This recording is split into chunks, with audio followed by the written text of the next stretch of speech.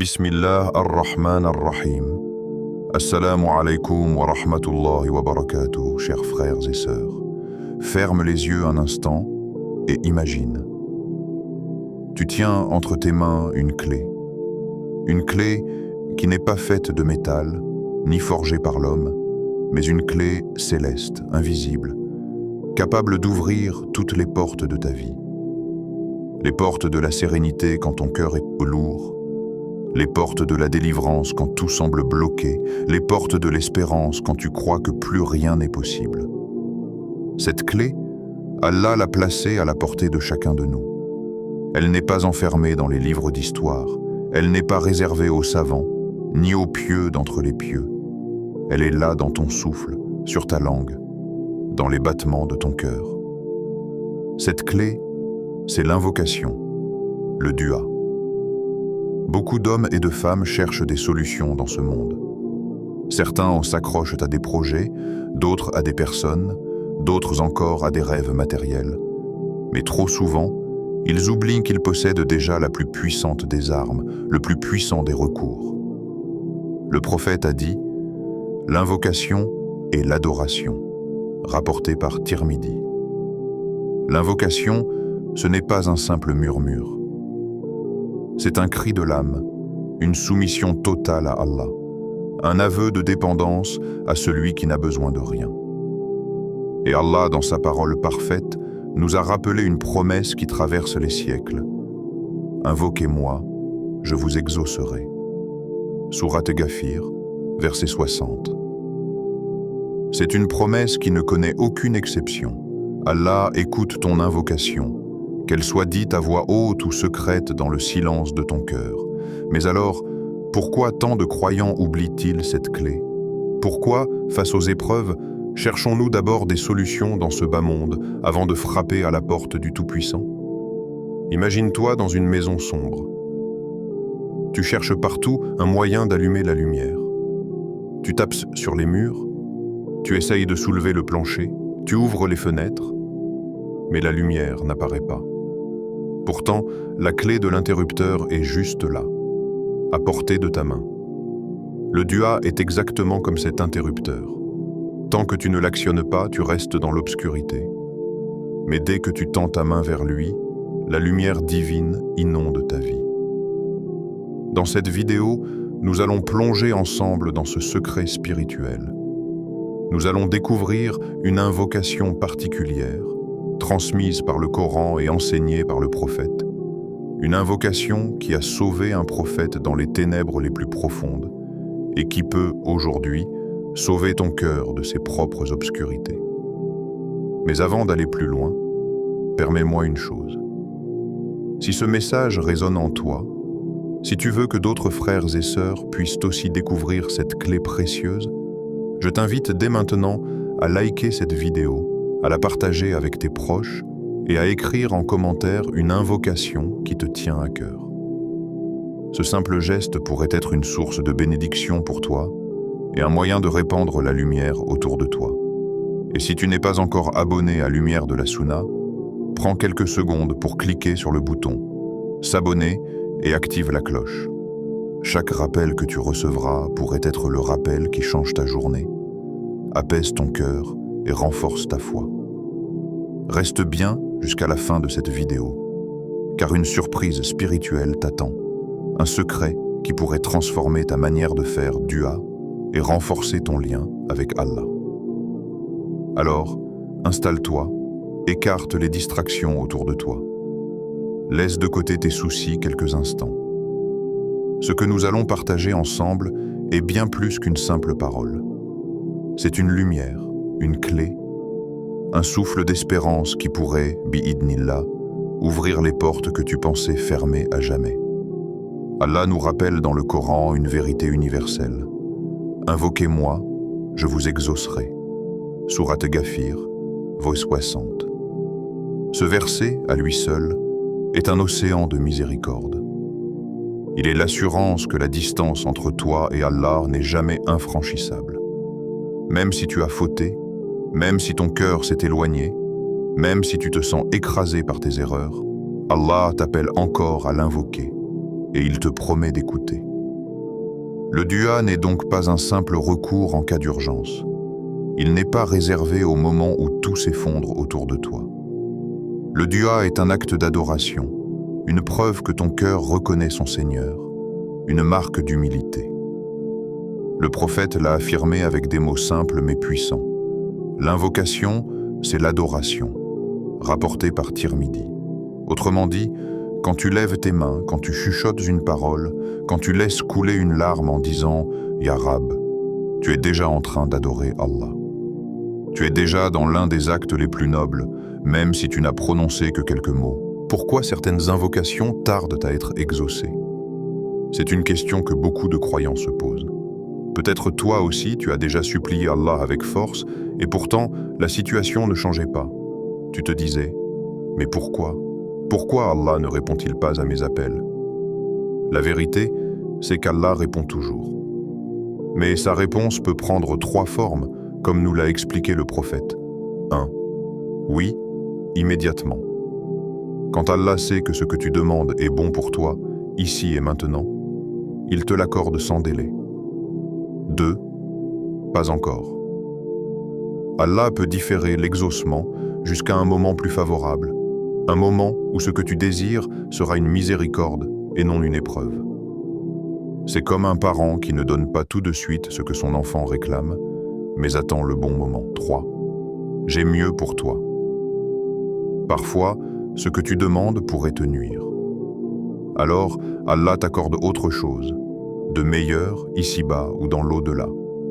Et ce mieux est souvent au-delà de ce que tu peux imaginer. Ainsi, même quand tu crois que ton dua reste sans réponse, en réalité, Allah agit déjà pour toi. L'exemple lumineux du prophète Younous alayhi salam. Parmi les récits les plus puissants du Coran, il y a celui du prophète Younous alayhi salam. Envoyé à son peuple, il partit irrité quand ils rejetèrent son message. Mais Allah l'éprouva. Il fut avalé par un immense poisson. Imagine-toi un instant, plongé dans une obscurité triple. L'obscurité de la nuit, l'obscurité de la mer et l'obscurité du ventre de la créature. Aucun être humain ne pouvait l'entendre.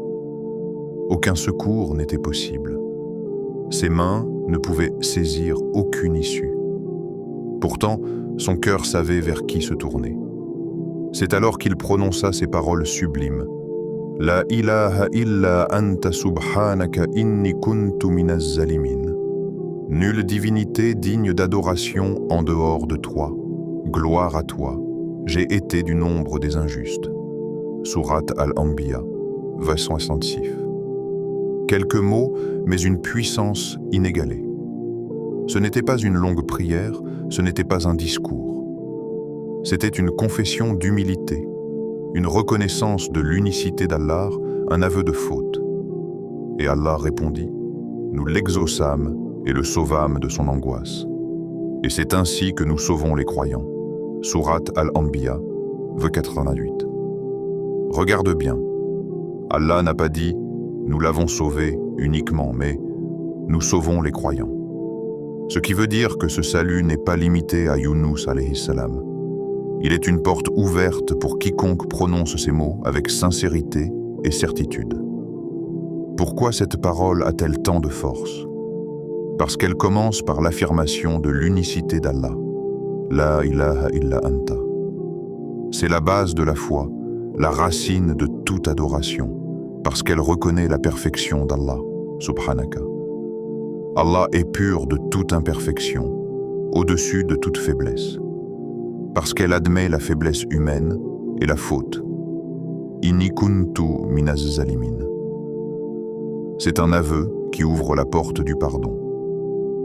Ces 3 éléments réunis, tawhid, tasbih et istighfar, sont la clé de l'exaucement. Peut-être que toi aussi tu te trouves dans une obscurité. Pas dans le ventre d'un poisson, mais dans les ténèbres de l'angoisse, de l'endettement, de la solitude ou de la maladie. Comme Younous alayhi salam, tu as l'impression qu'il n'y a pas d'issue. Mais sache que ton Seigneur est le même que celui de Younous. Et les paroles qui l'ont sauvé peuvent aussi être ta délivrance. Le prophète a dit « L'invocation de mon frère Younous est une invocation qu'aucun musulman ne prononce dans une difficulté sans qu'Allah ne l'exauce. » Rapporté par Ahmad et Tirmidhi. Une adoration permanente. Le doua ne doit pas être un réflexe uniquement quand tout va mal. Il doit devenir une habitude constante, un souffle quotidien. En priant, en marchant, en travaillant, en pleurant ou en riant, fais doua. C'est un rappel permanent que sans Allah, nous ne sommes rien, et qu'avec lui, tout devient possible. Les compagnons du prophète avaient cette habitude. Ils invoquaient Allah pour les grandes choses, mais aussi pour les plus petites. Même lorsqu'ils perdaient une sandale, ils faisaient dua. Pourquoi ? Parce qu'ils savaient que rien n'est trop grand ni trop petit pour Allah. Les fruits du dua. Lorsque tu multiplies les invocations avec foi, plusieurs choses se produisent dans ton cœur et ta vie. Ton cœur s'apaise car il sait qu'il n'est pas seul. Ta relation avec Allah se renforce car tu communiques directement avec lui. Tu développes une patience et une confiance qui te protègent de l'impatience et du désespoir. Tu deviens plus humble, conscient que tout vient de lui. Pourquoi certaines invocations tardent à être exaucées ? C'est une question que beaucoup de croyants se posent. Peut-être toi aussi, tu as déjà supplié Allah avec force et pourtant, la situation ne changeait pas. Tu te disais, mais pourquoi Allah ne répond-il pas à mes appels ? La vérité, c'est qu'Allah répond toujours. Mais sa réponse peut prendre 3 formes, comme nous l'a expliqué le prophète. 1. Oui, immédiatement.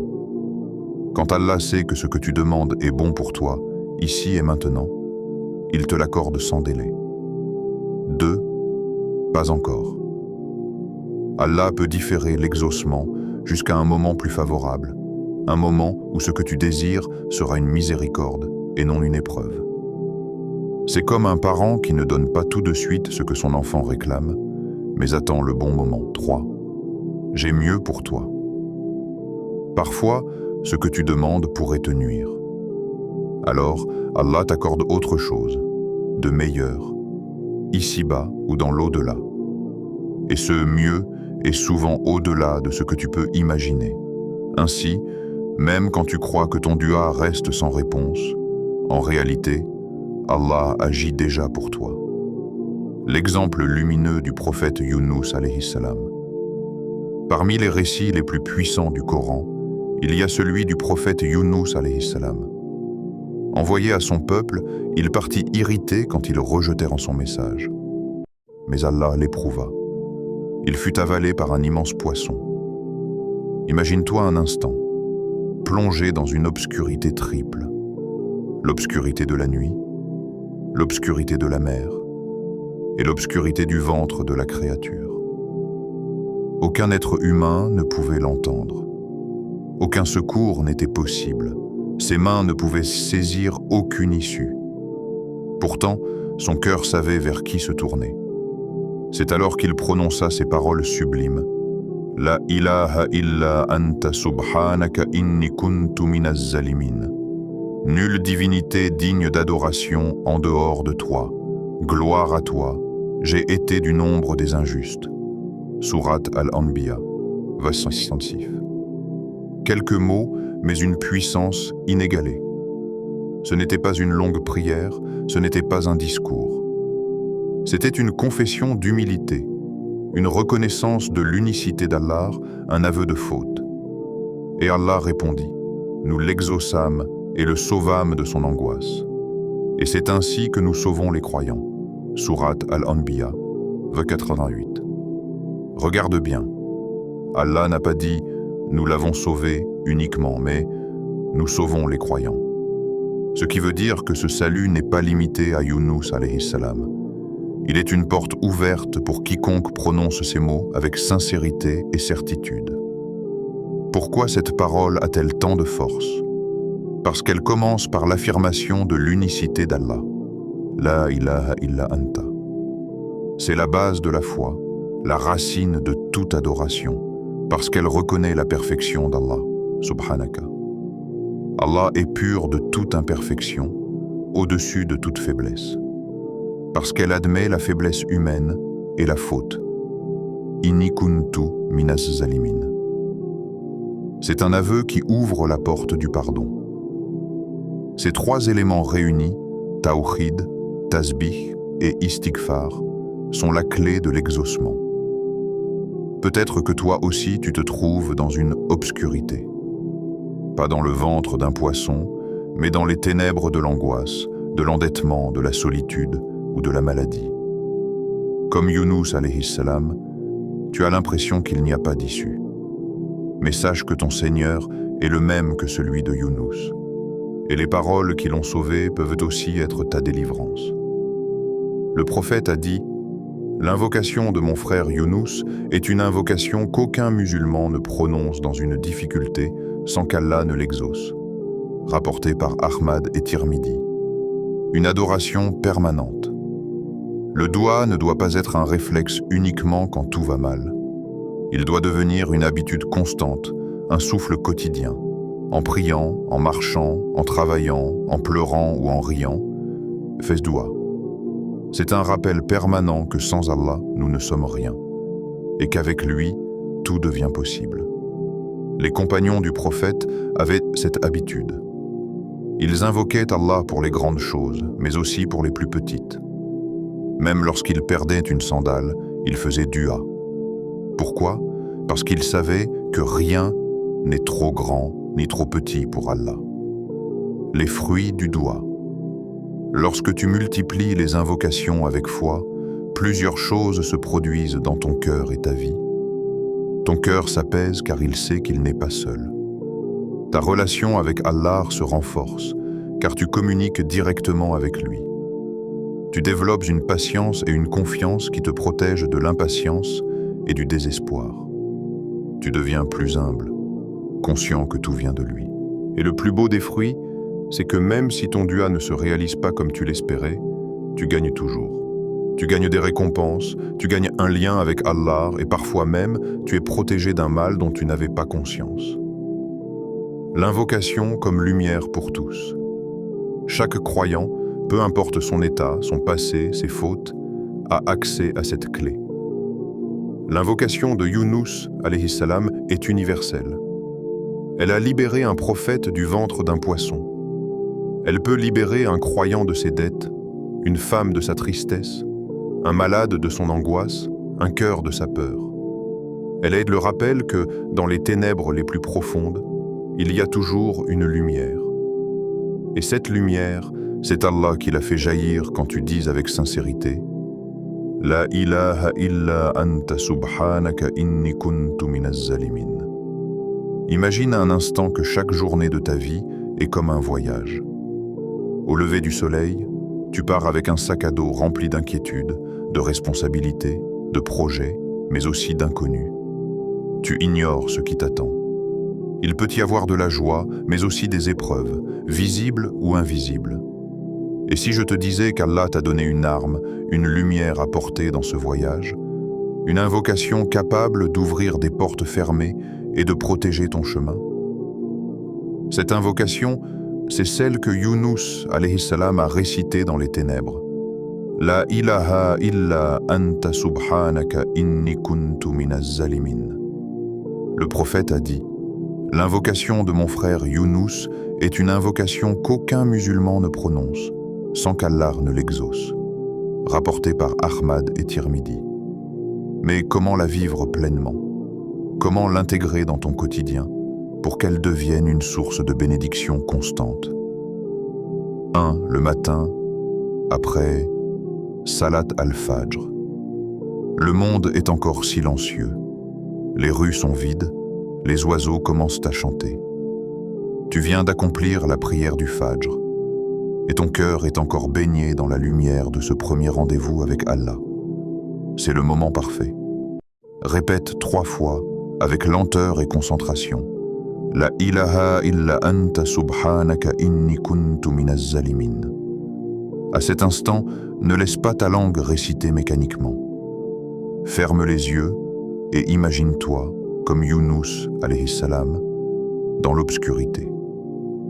Ressens cette dépendance totale envers Allah. Reconnais tes fautes, confie-lui tes inquiétudes, place entre ses mains ta journée entière. En prononçant ces mots, tu ne fais pas qu'invoquer. Tu bâtis un bouclier invisible pour toute ta journée. Tu dis à Allah, « Ya Rab, je ne sais pas ce qui m'attend, mais toi tu sais. Alors protège-moi, ouvre mes portes, guide mes pas. » Le matin, cette invocation devient comme une lumière que tu emportes avec toi au travail, à l'école, dans ta maison, où que tu sois. 2. L'après-midi, entre Asr et Maghrib. Le soleil décline doucement. Les heures s'écoulent et ton cœur est peut-être fatigué des soucis accumulés dans la journée. C'est un moment sacré. Le prophète nous a enseigné que les invocations faites entre Asr et Maghrib ont une force particulière. Installe-toi dans un endroit calme, élève ton cœur vers Allah et récite 3 fois « La ilaha illa anta subhanaka inni kuntu minaz zalimin ». Fais-le avec le poids de tes soucis. Imagine chaque mot comme une clé qui ouvre une porte fermée dans ta vie. Peut-être que c'est une porte financière, peut-être une porte de santé, peut-être une porte de sérénité intérieure. À ce moment de la journée, l'invocation agit comme une respiration spirituelle. Elle recharge ton cœur avant que la nuit ne tombe. 3. Le soir, avant de dormir. La nuit s'installe, et avec elle, le silence. Le monde s'endort, mais ton cœur, lui, cherche refuge. Avant de poser ta tête sur l'oreiller, prends un instant pour réciter encore 3 fois cette invocation. La ilaha illa anta subhanaka inni kuntu minaz zalimin. Fais-le comme si c'était tes dernières paroles avant de rencontrer Allah. Avec humilité, avec reconnaissance, avec larmes si possible, dis-lui, « Ya Rab, je t'ai désobéi, mais je reviens vers toi. Sauve-moi de mes ténèbres, comme tu as sauvé Younous. » En récitant cela, avant de dormir, tu remets ton âme entre les mains d'Allah. Tu demandes à être purifié, protégé et inscrit parmi ceux qu'il sauve. Et même si tu ne te réveillais pas le lendemain, tu auras quitté ce monde avec une invocation aimée d'Allah sur tes lèvres. Ne pas la réciter mécaniquement. Beaucoup de gens tombent dans l'erreur de répéter des invocations comme des formules automatiques. Mais le dua n'est pas une récitation vide. C'est une connexion. Quand tu dis « La ilaha illa anta », rappelle-toi qu'il n'existe aucun refuge, aucune puissance, aucun soutien en dehors d'Allah. Quand tu dis « Subhanaka », glorifie-le dans ton cœur. Imagine la grandeur des cieux et de la terre et reconnais sa perfection. Quand tu dis « Inni kuntu minaz zalimin », revois tes erreurs, tes manquements et demande-lui sincèrement pardon. Ne laisse pas tes lèvres courir plus vite que ton cœur, car l'exaucement dépend de la sincérité, non de la vitesse. C'est bienfait spirituel. Cette invocation n'est pas seulement une prière ponctuelle. Elle est une thérapie pour l'âme. 1. Elle libère des épreuves et soulage les angoisses. Comme Younous, alayhi salam, fut sauvé du ventre du poisson, toi aussi, tu peux être sauvé de ton angoisse, de ta dette, de ta solitude, de ta maladie. 2. Elle purifie le cœur et renforce la foi. En répétant cette invocation, tu reconnais ton besoin d'Allah et tu nettoies ton cœur de l'orgueil. 3. Elle ouvre les portes fermées. Santé, subsistance, famille, sérénité. Parfois, la vie semble être un mur infranchissable. Cette invocation est comme une clé qui crée une ouverture. 4. Elle rapproche du Créateur. Chaque fois que tu la récites, tu es inscrit parmi ceux qu'Allah sauve. Quelle plus grande récompense que celle-là. Le défi spirituel, chers frères et sœurs, je vous propose un défi concret. Pendant 7 jours, engagez-vous à réciter cette invocation 3 fois le matin après Fajr, 3 fois l'après-midi entre Asr et Maghrib, et 3 fois le soir avant de dormir. Mais pas mécaniquement, avec sincérité, avec concentration, avec méditation.